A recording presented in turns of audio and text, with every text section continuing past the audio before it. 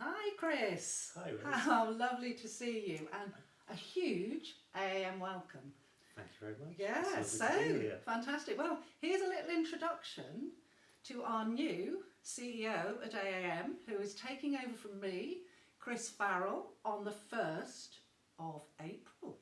So, Chris, I thought we'd ask a few questions, just so people can get to know you a little bit. I've been knocking around for a long time. Sounds very good. So it would be nice to just find a bit out about you so we can tell some of our lovely participants and our carers and families and supporters. So, tell me a fun fact about yourself, Chris.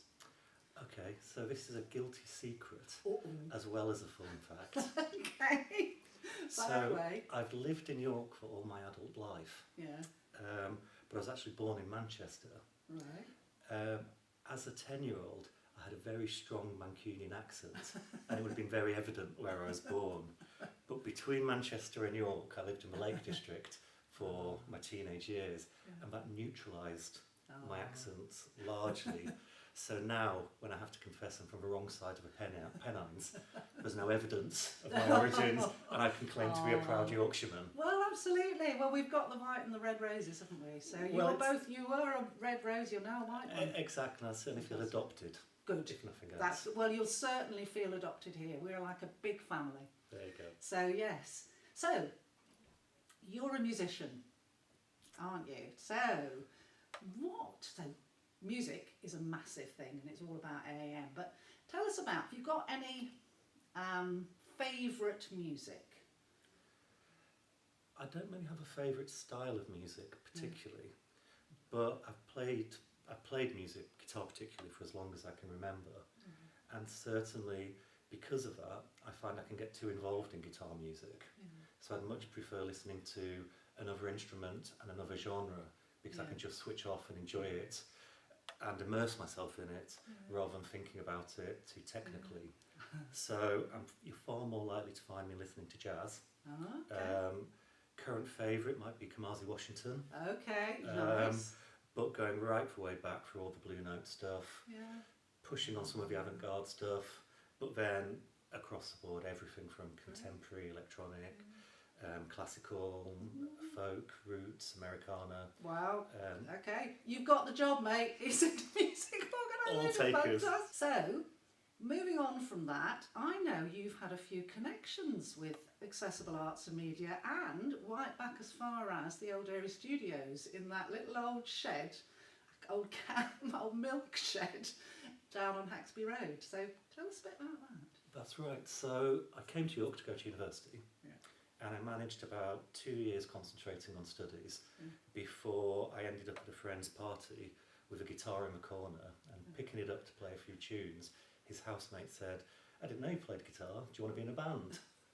And 12 months later I was in a band, although my third year of university had got a bit lost along the way.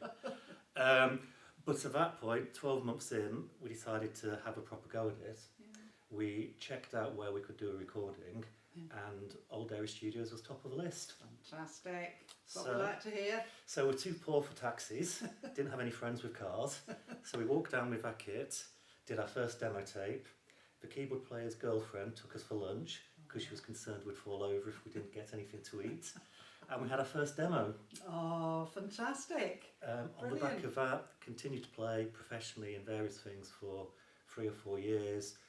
Did a session with Cube Media, did recordings up at York College, and also played at various gigs where there's been a mutual connection, most recently A Night to Remember with the Hands and Voices Choir. So fantastic to find another reason to come back in a slightly different role. That's brilliant. So now, you're coming to Accessible Arts with you've said about your musical career, but you've also worked in the charity sector. So where are you working at the minute, Chris? So currently I'm working with Age UK York, Okay. focused on supporting older people and anyone with concerns around ageing across the city. So I've worked in the charity sector for over 20 years. This is the first time where I've really focused on the city that I've lived in all my life and has given so much to me as part of that. So it's been a brilliant warm-up, if you like. Yeah, I've worked- absolutely. I've worked nationally for charities like Macmillan, Alzheimer's Society, Teenage Cancer Trust, but there's something really special about supporting the community you live in, knowing the difference it makes on your doorstep. Absolutely. And I tell you, it means for me going, I feel like I'm leaving it in safe hands. Thank you very much. So to finish up, Chris, what are you most excited about to coming to Accessible Arts?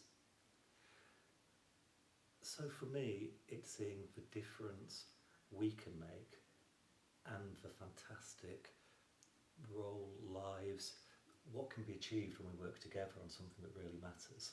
So I think for anyone in the charity sector, it's not a job, it's not even a vocation, it's a cause and it's a passion. Absolutely. And I've benefited so much in my life personally from what music has brought to me and what arts has brought to me. As a father, I've seen what it does for my children and how much it brings to life everything they care about. And being a part of that, as I say, 1.5 miles from my house, is just absolutely fantastic, and I can't wait to get stuck in. Fantastic. While I'm being slightly daunted about what I'm picking up and needing to run with. It'll be fine. You'll be fine. Handing the baton over. But That's it. I'm feeling like we're in safe hands, so thanks, Chris. Lovely to meet you, and and good luck. And thank you.